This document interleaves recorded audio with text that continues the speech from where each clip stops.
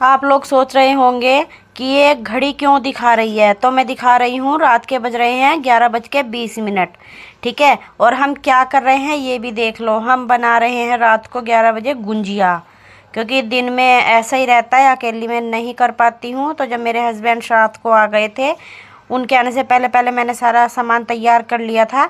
फिर हमने रात को बनाई गुंजिया। ठीक है, क्योंकि होली आने वाली है और होली का त्यौहार बिना गुंजिया बनाए अधूरा अधूरा रहता है। तो इसलिए हमने कुछ दिन पहले, क्योंकि संडे है आज, तो इसलिए हमने कुछ दिन पहले ही गुंजिया बना ली है, क्योंकि हमें होली तक अब टाइम नहीं मिलेगा। तो क्योंकि ये अकेले का काम तो है नहीं है, आप लोगों को पता है, इसमें दो चार तो चाहिए बनाने के लिए। तो मेरे पड़ोस की जितनी भी दो तीन थी वो आ गई थी बनवाने के लिए, मेरी हेल्प करने के लिए।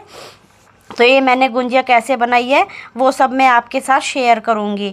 अगर आप इस तरीके से गुंजिया बनाओगे तो आपकी गुंजिया एक भी नहीं फटेगी। सबसे पहले मैंने सूजी ली है और सूजी को मैंने कढ़ाई में डाल के और इसको मैंने थोड़ी देर तक भूनना है, जब तक ये ब्राउन कलर की नहीं हो गई है तब तक हमें सूजी को भूनना है। और इसको लगातार चलाते रहना है, क्योंकि अगर चलाना बंद कर दोगे तो ये फिर कढ़ाई की तली में लग जाती है और फिर काला काला हो जाता है इससे। तो जब तक ये भुनती है धीमी आंच करके हमें इसको लगातार चलाते रहना है, तो इससे आपकी सूजी परफेक्ट तरीके से भुन जाएगी।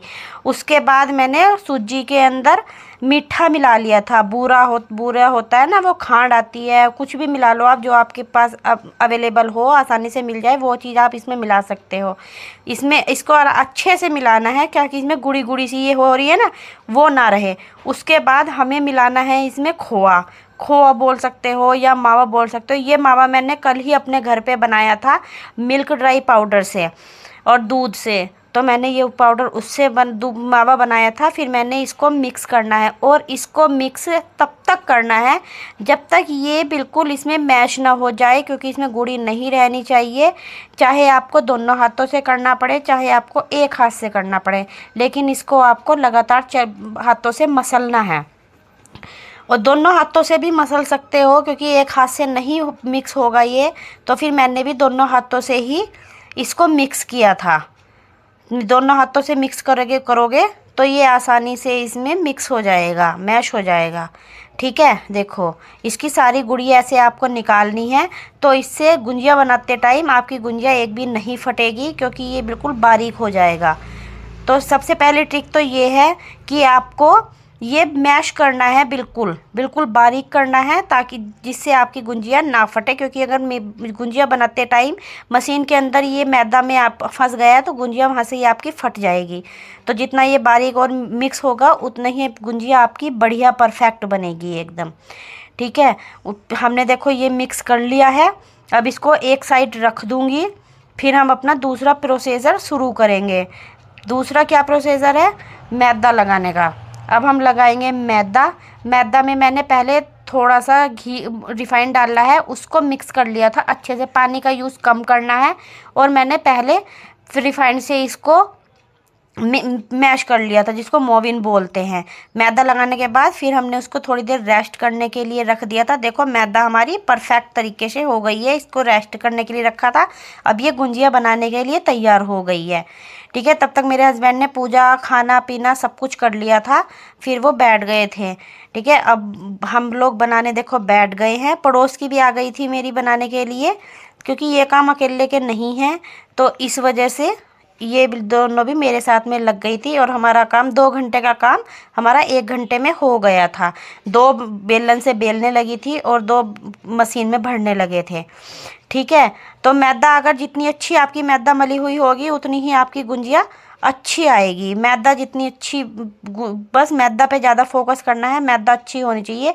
और इसको बारीक बारीक बेलना है क्योंकि अगर मोटी करोगे तो वो गुंजिया स्वाद टेस्टी नहीं बनती है। तो इसको मैदा को रोटी की तरह बारीक बारीक बेलना है आपको, तभी आपकी गुंजिया एकदम बढ़िया बनेगी, खाने में भी टेस्टी लगती है।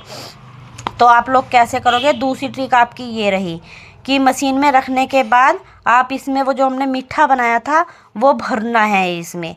ठीक है, उसके बाद हम इसके चारों तरफ इसको 2 चम्मच भरना है, बस 2 चम्मच से ज़्यादा नहीं भरना है, क्योंकि फिर फट जाती है वो कढ़ाई में डालने के बाद, तो एकदम फट जाएगी। तो फिर इसके चारों तरफ देखो हमें लगाना है पानी। पानी लगाने के बाद हम इसको ऐसे बंद करके दबा देंगे, तो इससे आपकी गुंजिया एकदम परफेक्ट तरीके से बन जाएगी। क्योंकि पानी नहीं लगाएंगे तो फिर वो कढ़ाई में डालने के बाद फटने का उसका डर रहता है, और पानी से ये एकदम चिपक जाती है। तो फिर हमने सारी गुंजिया उधर हम बना रहे थे, उधर मैंने कढ़ाई रख दी थी, तो साथ के साथ हमारी गुंजिया तली भी जा रही थी। देखो मेरी एक भी गुंजिया नहीं फटी है, आराम से तली जा रही है। और जब तक ये ब्राउन कलर की नहीं हो जाती है, अच्छी तरह से नहीं सीख जाती है, ज़्यादा इसको चलाना नहीं है, नहीं तो ये एक दूसरे में लग के फट भी सकती है।